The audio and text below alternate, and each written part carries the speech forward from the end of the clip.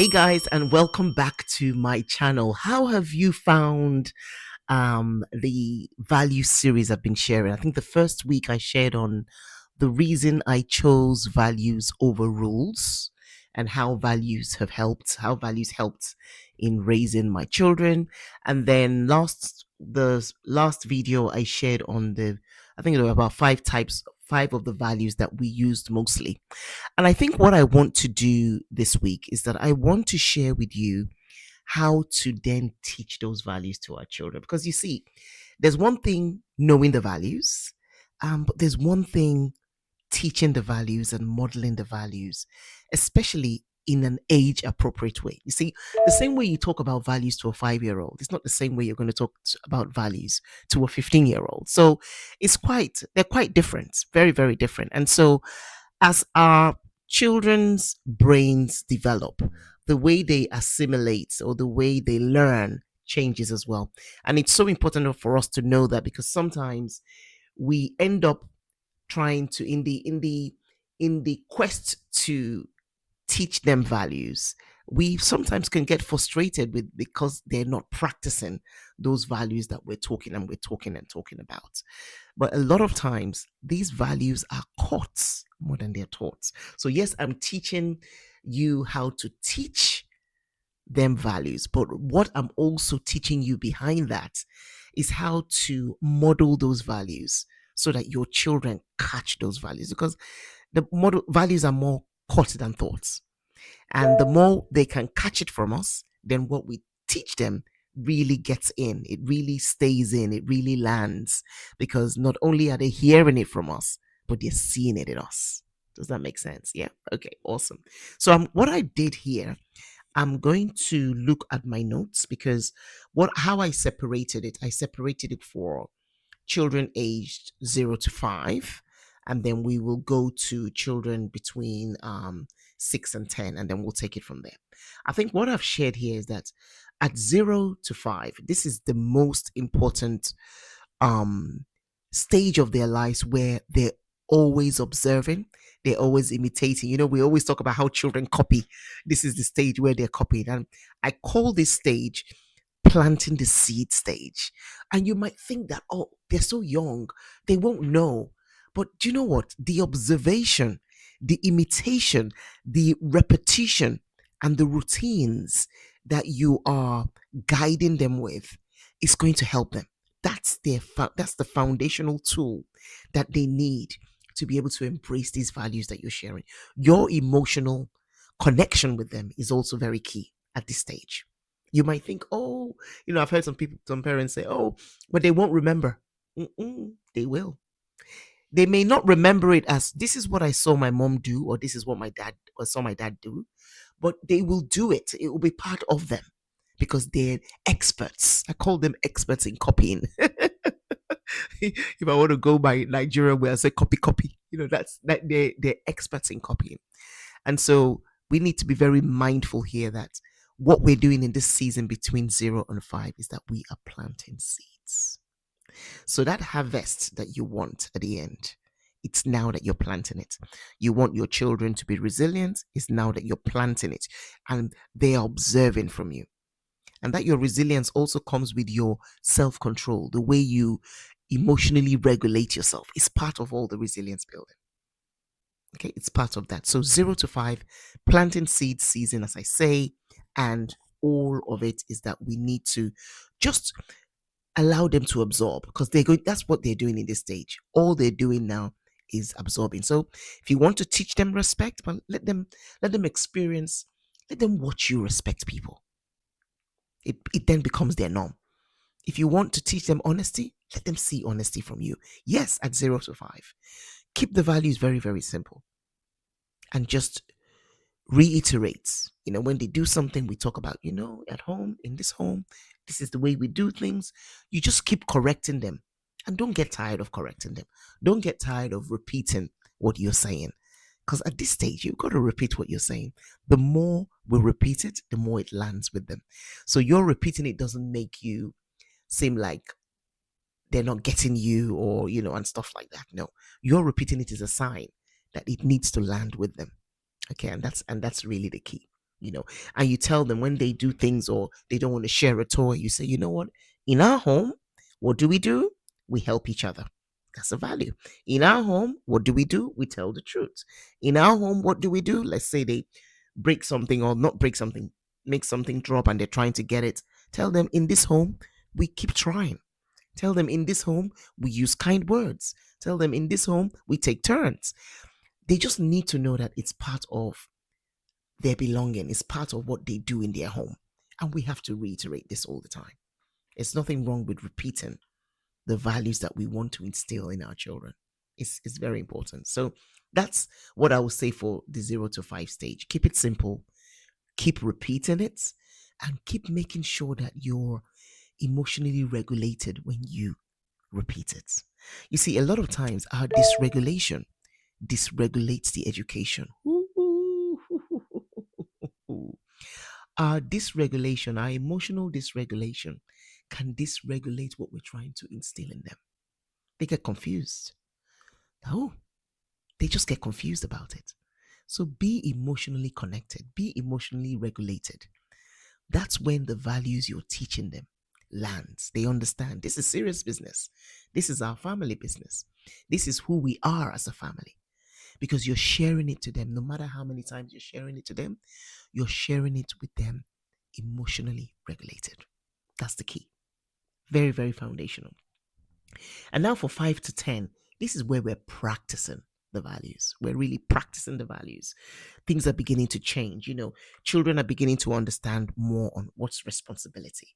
What are consequences? What are the contributions they need to make in the house? These are the kind of things that 5 to 10-year-olds, they're beginning to understand. So we can start speaking to them about values rather than just depending on or waiting, just depending on them rather than them depending on us to model the values. Actually, all through the stages of our parenting, we'll continuously model values. There's no stage that modeling values stops. All these things we're doing is just add ons. So at 0 to 5, modeling is very key and foundational. Between 5 and 10, modeling continues. But now, because they're beginning to understand what responsibility is, what contributions are, what consequences are, now we can start speaking verbally about the values. This is a family of integrity. This is what integrity looks like. How are you going to show integrity this week? How are you going to show integrity this month? Did you see what I mean? So we start to make it practical and always bring it back to this is a family value between 5 and 10. Because between 5 and 10 is when their sense of belonging really starts to solidify. Their sense of belonging.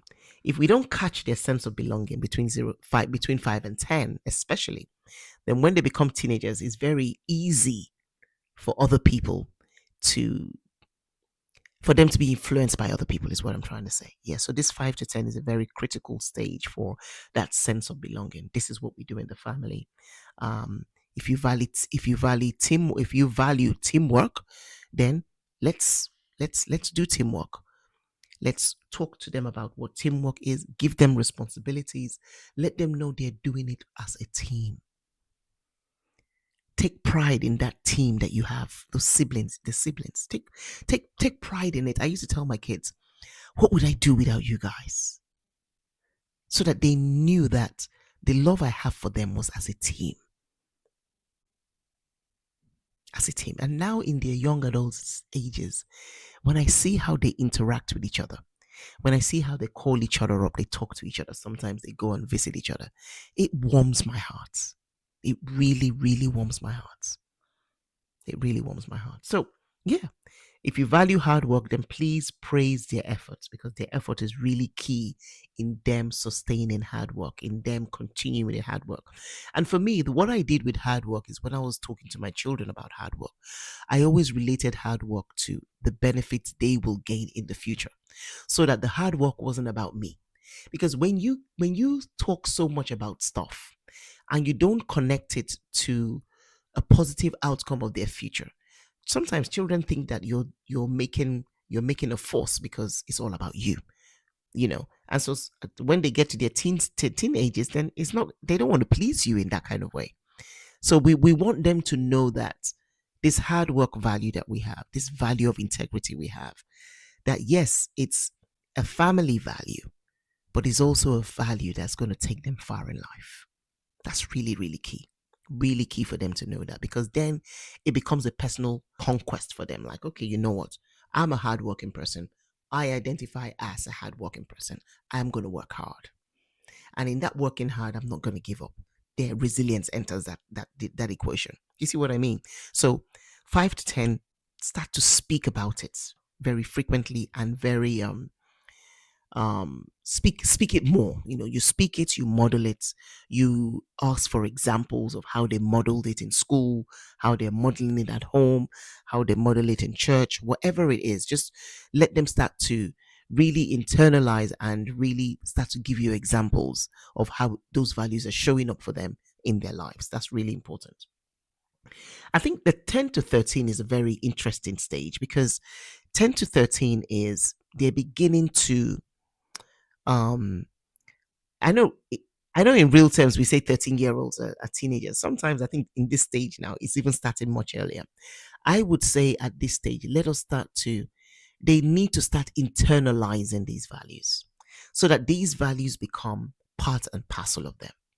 Because in their teen years, they're going to need to know who they are for them to be able to navigate the teen years. It's very important. So at this stage between 10 and 11 and 10 and 13 is about internalizing it. And this stage is so important because it's such a key foundation to who they are as teenagers. So in this case, we get them to start, because they're at this stage now, they're beginning to want to think like teenagers. They're beginning to want a bit of independence. That's what this stage is about. And so what we're doing at this stage is that we need to start to make them internalize it, so that, because at this stage you will find out that they're going to be comparing their values with their friends, they're going to be comparing their values with what they see in school, and they're going to start developing their own opinions at this stage. That's just what happens. And I tell you, parents, when they start to develop their own opinions and they question us about our values, this is not a time to say, oh, what do you mean, why should you question, this is what we do, and that's final, and I just do it as I say. No, this is the time to have those interactions, because remember, as I said, they're internalizing these values. So we've got to explain it more to them. If they question it, go ahead and explain it. Go on ahead and connect it to who they are. Go ahead and connect it to their future outcomes. Don't talk them down for questioning your values. Not at all. Remember, I talked about emotional regulation, even for the 0 to 5s. At this stage in 10 to 11, 10 to 13 stage, it's even still very paramount. Your emotional regulation, as you teach, as you guide, as you correct, as you model, your emotional regulation is very, very vital. Very vital. Because that's what's going to determine if it's going to land with them. And at this stage where they're internalizing the values, comparing their values to other people, excuse me, we've got to be very mindful of the way that we deliver, of the way that we verbalize, of the tone that we use when we talk about values. We've got to be very, very mindful of that, because it's so important. And these values are what's going to take them into adulthood. So we've got to be very mindful of that. Yeah, very, very mindful. There's no because I said so. We've got to just talk about it. It's okay for them to question us. They're questioning us because they have some doubts. They have some questions. They've seen some differences. They've seen, and parents, permit me to say this, and this is not, I'm not, no judgment, but sometimes they've seen our hypocrisy as well, because we're saying one thing, but we're doing something else. Sometimes that's what causes them to question us sometimes. So this is not the time, when they question us, is not the time to be defensive about it and angry about it. Like, who are you to question me? Nah, that's not it. Let's answer their questions. And let's admit to where we have done differently. Because it's all part of the journey. We're never perfect. And we don't need to be perfect. But wherever we have fallen short of modeling the right values that we're talking about at home, let's talk about it. Let's repair. There's nothing wrong with repairing. Yeah, nothing wrong with repairing at all. Good. Then we come to my teenagers, 13 to 18. Here is about ownership of values. And what I did with my teenagers at this stage of their lives is that I got them to choose their own values as well. So yes, we had the family values, but as they became teenagers, I got them. We talked about, okay, what values are you choosing this year? And a lot of times, as I said in my previous video, a lot of times they were coming up with the same values, but of course, adding some more values to them. But I remember resilience was still part of their values, hard work was still part of their values. Um, I don't remember integrity and all that being part of their values in their teen years because I think it's just something that was already natural with them already. I think this is just me assuming, but I made it intentional that they choose or that they chose their values. And them choosing their values didn't take away the family values. It didn't take those away, but we focused more on the values that they chose. What and we shared what would those values look like in their teenage years, in school, at uni. What do those values look like? So that's what we did differently in the teen years regarding values. And to be honest, I think that getting them to choose their own values, it really gives them ownership over those values. So they're not just, oh, these are our values because mom said it or because dad said it. These are our values because we chose them. And we know what these values that we chose will help us become, be right now, become later on. Help them with their exams, help them in their studies, help them in their friendship groups. So we got them to choose those values. And I felt that that gave them more ownership. I felt that that made them more accountable to those values. So I will encourage parents that at this stage between 13 and 18, let it be values that they choose and start to talk to them about it. Because they're the ones that are going to decide who their friends are, how to use social media, how to respond to pressure, how to get up after a setback. Because my children had setbacks. So teenagers have setbacks. So you want at this stage for them to be able to own those values because those values are going to become their internal compasses. We're not going to be with them 24/7. So they're going to need those values more than ever. So discuss those values, talk about these values, let them share what it means to them, how it shows up, what struggles they have with it. Let them be the ones to share. And then we can just guide them. Because at this stage, we're more mentors than parents. I'm not saying you're not a mother, you're not a father, but I'm saying your role changes more. Your role becomes more of a mentorship role with them over a control role. Okay, so that's really key. And I think that's what and I think from the teenage years upwards, even to young adulthood, it's about them now sharing their values with you, talking about the values they've chosen, how the values are working for them, what they're enjoying about these values. And also what I've done, what I did with my young adults is ask them, are there any more values? Are you choosing a different kind of value this year? And we do this more on a yearly basis now, where we talk about values, review the values, what worked, what didn't work, and all these things. And that's what you can carry into young adulthood and adulthood. But let them drive the conversations. Okay, let them drive the conversation. So that's just what I wanted us to remember today. I'm just trying to think of if there was anything else I shared here. I think what I want to also reiterate is that I think I've said that when I talked about the 0 to 5, but it also applies to the 6 to 10s and the 10 to 13s and the 13s to 18. Is that values? You don't just teach values once. It's okay to revisit them. It's okay to model them. It's okay to discuss them. It's okay to repeat them. I think the thread that goes across through all the age stages in teaching values is about how emotionally regulated you are. It is anything you're going to take away from this video through the years from 0 to 18 to beyond, after 18, it's your emotional regulation that is key, that makes everything about values land with our children, that makes them internalize it, that makes them own it. You see what I mean? So these are the things that I would encourage all of us in today's world. The topic of values is so vital. It's so vital. It's so vital. It's so vital. That's what's going to encourage our children. That's going to be their internal compasses, because we're not going to be with them 24/7. And so that's what I'll encourage us to keep on talking about it over time. And most especially, to keep on modeling it.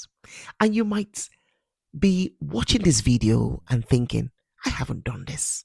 Is it too late? No, it's not too late. If your children now are young adults, then talk about values in the young adult with the young adult stage I talked about. If your children are 5 to 10, start to talk to them in that way that I spoke about. If they're 10 to 13, do it that way. It's never too late. But the moment you hear it, and the moment you hear it, take action. Talk about values, and let values not be a topic you talk about when you're angry, or a topic you talk about when they do something wrong. No. It's a topic you can talk about when you're correcting them. But again, remember what I said. Your emotional regulation is vital. Is vital. Your emotional regulation is vital. And if we don't talk about these values at home, if we don't model these values at home, guess what? Our children are going to catch values outside. And unfortunately, those values they catch outside may not be values that sit well or aligns with your values. And so it's on us as parents to model these values, to teach these values in ways that our children get it, in ways that it lands with our children. Remember that values, they're not taught in one conversation, not at all. They're built through thousands of moments, thousands of conversations, thousands of repetitions, thousands of modeling. That's how values are taught to us children.